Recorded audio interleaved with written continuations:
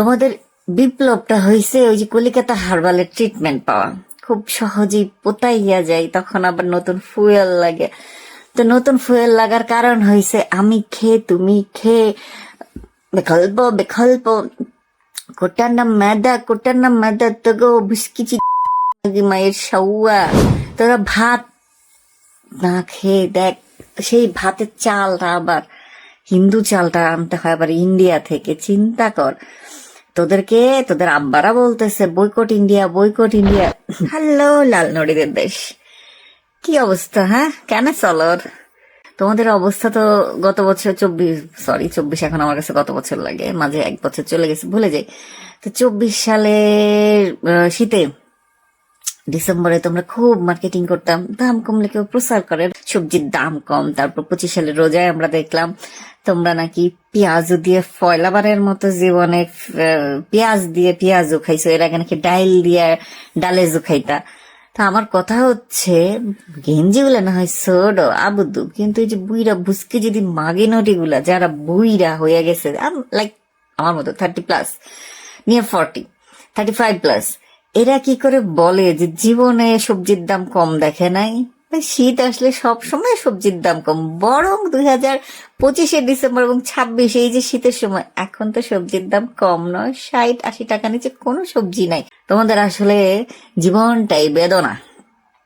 তোমরা ভেবেছিলা শেখ হাসিনা নয়, ফুলে ফলে মাঙ্গে একদম ফুলের চারা গোলাপ গাছ করে যাবে, তো মাং দিয়ে তো তোমাদের মান্দার গাছ ভরে দিচ্ছে।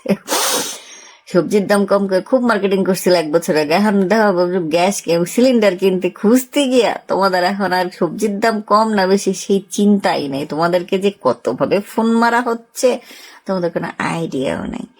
এই যে তোমরা বলছিলে খানকি চুদিগুলা যে শেখ হাসিনাকে আমরা নামিয়ে ফেলেছি, আমরা জামাত শিবির ওদের চক্রান্ত নস্যাৎ করে দিতে পারবো, কোথায় তোমরা এখন? কোথায় ভিড় ভুসকি যদি কিনটি গুলা? হ্যাঁ, কার সবাই গিয়ে হিন্দিয়েছ। এই যে তোমরা প্রতিবাদ করো, কি জানি বলে, নরের অধিকার নরের অধিকার নরের অধিকার সমুন্নত রাখবো, হ্যান রাখবো ত্যান রাখবো। শুধু গাইবান্ধা জেলায় 25 সালের অক্টোবর পর্যন্ত 10 মাসে ধর্ষণ হয়েছে 94টা, সরকারি হিসাব।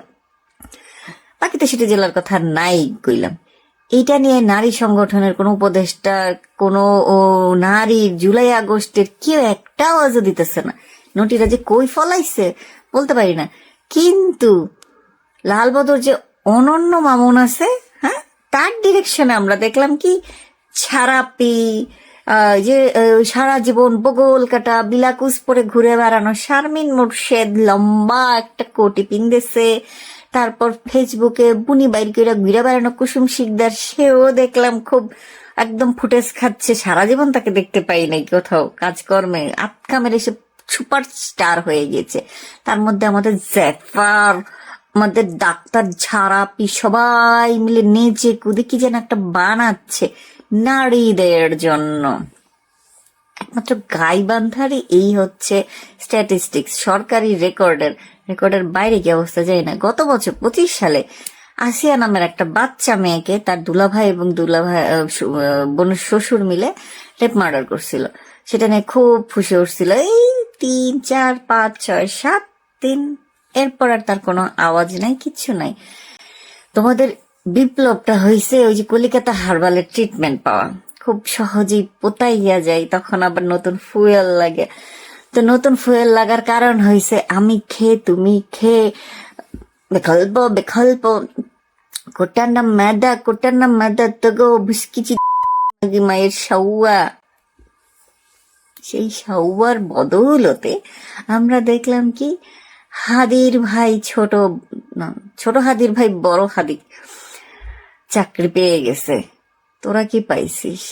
তোরা কিছু পাইলি? তোরা পাস নাই, কারণ তোরা এখন গ্যাসের সিলিন্ডার খুঁজে বেড়াচ্ছিস। গ্যাস ছাড়া তোদের ভাত খাওয়া জুটতেছে না। তোরা ভাত না খেয়ে দেখ, সেই ভাতের চালটা আবার হিন্দু চালটা আনতে হয় আবার ইন্ডিয়া থেকে। চিন্তা কর, তোদের আব্বারা বলতেছে বয়কট ইন্ডিয়া বয়কট ইন্ডিয়া, একই সাথে আবার ইন্ডিয়া থেকে চাল আনতেছে। কি বলতেছে? ইন্ডিয়ার সাথে বাণিজ্যিক সম্পর্ক কেন খারাপ করব? ইন্ডিয়ার সাথে আমাদের যে বাণিজ্যিক ব্যবস্থাপনা সেটা থাকুক, সমস্যা তো নাই। এদিকে আবার তোদেরকে শোনাচ্ছে কি দেশ বেচে দিছিল শেখ হাসিনা, সেই বেচা তারা উদ্ধার করছে, কিন্তু সেই দেশ বেচার একটা দলিল আজ পর্যন্ত কোথাও দেখতে পাইলাম না। এটা না আইরনি? একটা দলিল তারা দেখাবে না? ক্ষমতা তো এখন তাদের হাতে, 17 মাস ধরে একটা দলিল কেন দেখাইতে পারতেছে না? হ্যাঁ, উল্টা তারা নিয়ে আসছে একটা চোদনার হ্যাঁ ভোট না ভোট। একই সাথে এই যে স্বাস্থ্য উপদেষ্টা, এই বেটিটার নাম যেন কি, মালটা ভুলে গেছি, এই মালটা বলতেছে ফরজে কেফায়া হ্যাঁ ভোটে সিল মারা।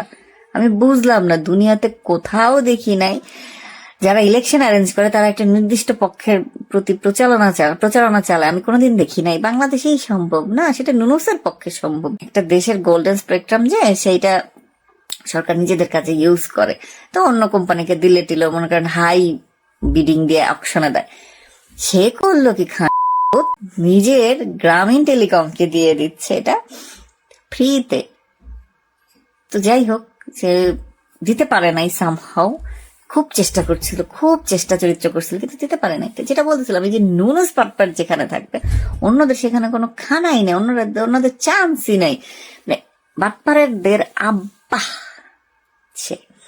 তোমাদের এই যে ভাত খাওয়ার মানে চিন্তায় ব্যস্ত রাখছে, তোমরা অন্যদিকে খোঁজই পাচ্ছ না। হ্যাঁ ভোট না ভোট যে কি, এটা সারাদিন হ্যাঁ ভোট করতেছে। বুঝলাম না, হ্যাঁ ভোট নাকি জনগণের মনের কথা নাকি হ্যাঁ ভোট? ইলেকশন অ্যারেঞ্জ করা লাগে কি জন্য?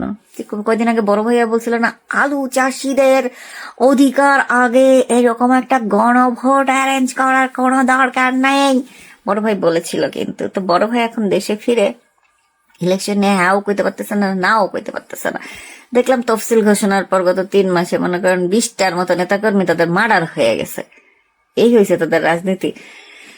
তো কি আর বলবো, আপনাদের নিয়ে কিছু বলার নেই। আপনাদের ব্রেন তো ওই যে বাংলাদেশে সারা বিশ্বে গড়ায়ু না, সরি, এটা কি কয়, আইকিউ, গড় আইকিউ বাংলাদেশ সর্বনিম্ন।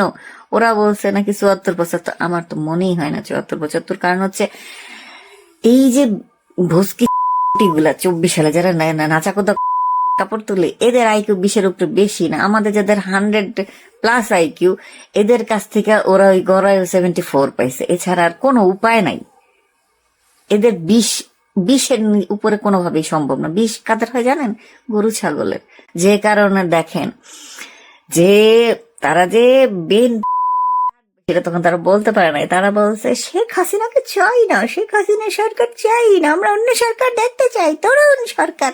তারা নিয়ে আসছে কি, আমাদের 61 বছরের তারুণ্যের অহংকার বড় ভাইয়ার সরকার চাচ্ছে এখন। খাম্বাচোর যাদের 5 বছর দুর্নীতির বিশ্ব চ্যাম্পিয়ন হওয়ার রেকর্ড আছে, প্রতিবেশীকে খুঁচানোর রেকর্ড আছে, তাদের কি আছে ক্যাবিনেটে, কি শিখিয়েছিল, এই যে আমাদের বাবার শব্দটা হইল না। তো এদেরকেই তাদের পছন্দ। কি করবেন বলেন?